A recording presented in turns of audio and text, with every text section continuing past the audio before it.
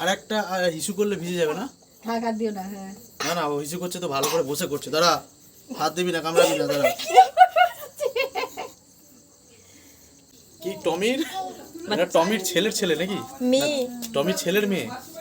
টমিরই মেয়ে। টমিরই মেয়ে। আর আগে যে পুরনো টমি ছিল ওই তো বড় হয়ে গেছে যে কালোটা, কালি।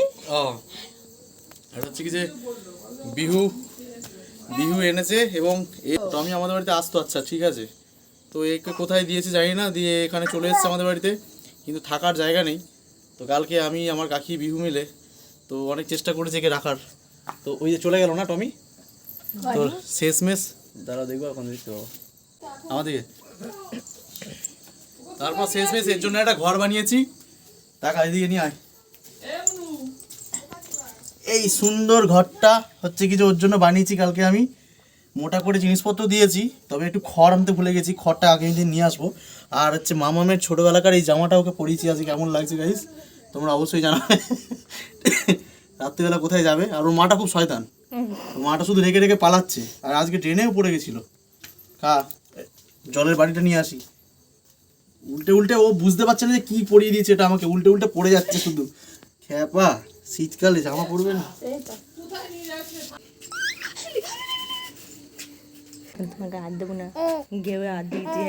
হ্যাঁ এই গোপে লেগে গেছে, গোপে আমল লেগে গেছে। হে খ্যাপা কিরম খাচ্ছে দেখি।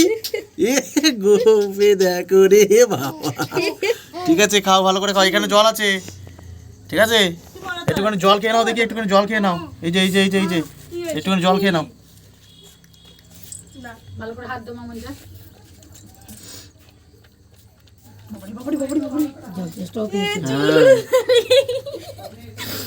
এই যে তোর ঘর হয় সেই রকম হয়ে গেছে।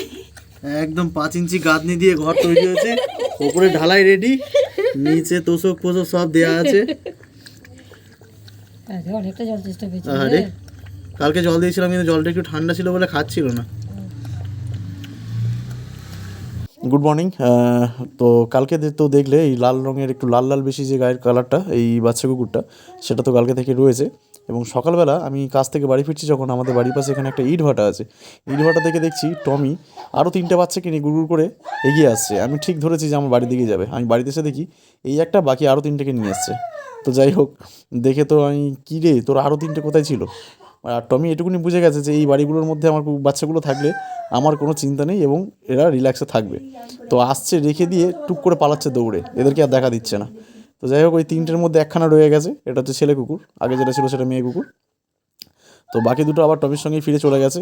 তো এখন এটাকেও মানে ঘরটাকে চেনাতে হবে এবং 2 ভাই বোনে একসাথে থাকতে পারে সেটার বন্দোবস্ত করতে হবে। সকালবেলা যখন আসছিল এই বাচ্চাটা দেখি ড্রেনে পড়ে গেছিলো, আমি সঙ্গে সঙ্গে আবার সাইকেল দাঁড় করিয়ে ফুলাতা জামা প্যান্ট ছিল ওগুলো খুলে হাফ প্যান্ট পরে আবার ড্রেনে নামলাম। হাই ড্রেন আমাদের এখানে মোটামুটি অনেকটাই গভীরতা বলতে পারো, তো সেখান থেকে ওঠার ক্ষমতা এদের ছিল না। দিয়ে আবার তুলে সকাল সকাল স্নান করলাম। সবাই মিলে ওকে দিয়ে খেলা করছে সারাদিন, বাড়িতে গম করছে এদের দুটোকে নিয়ে। এখন জানি না বাকি দুটোর কী খবর, ওরা কখন কি আসবে, কোথায় থাকবে কী জানি, দেখা যাক।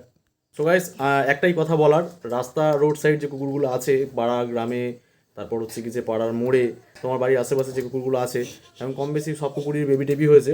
তো চোখের সামনে যদি দেখো কোনো বেবি কষ্ট পাচ্ছে, তো তাদেরকে একটু আশ্রয় করে দেওয়ার চেষ্টা করো, বাড়ির উঠোনে হোক, বারান্দায় হোক, যেখানে হোক, একটু গরম করে যেন থাকতে পারে। তো বাচ্চাগুলোর জন্য স্পেশালি, নাহলে শীতে ওরা খুব কষ্ট হয়, ওরাও তো বাচ্চা। তো এইটুকুনি, যাই হোক, টাটা, ভালো থাকবে সবাই।